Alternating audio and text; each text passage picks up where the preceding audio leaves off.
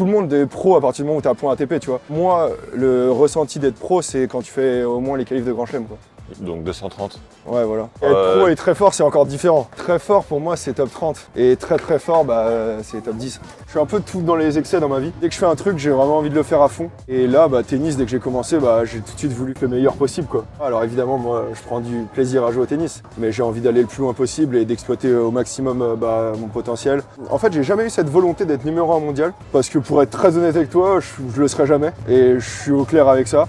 Gagner un grand chelem, j'ai toujours eu ce truc et je l'ai toujours, tu vois, pour moi c'est pas quelque chose d'impossible, c'est des martiens les mecs. Déjà ils ont été monstrueux déjà dès 17 ans, 18 ans, ils étaient déjà dans les top 10 mondiaux. Ça demande une rigueur et de sacrifier toute ta vie aussi pour ça. Je sais que je pourrais jamais mettre autant que ce qu'un Rafa, un Roger, un Djoko ont mis pour être numéro 1 mondial. Tu dirais que sur 100, tu mets combien de ce qu'un Rafa pouvait mettre? Ouais, je mets peut-être 80 quoi. Sans vouloir me vanter, je suis quand même quelqu'un qui a quand même du talent sur mes coups, sur les touchés, etc. Voilà, je me suis beaucoup reposé là-dessus. Et c'est aussi pour ça que je me suis beaucoup blessé, je pense. C'était pas que ça, mais en termes de nourriture aussi, je mangeais pas très bien. Okay. Je faisais pas les choses comme il faut en tout cas.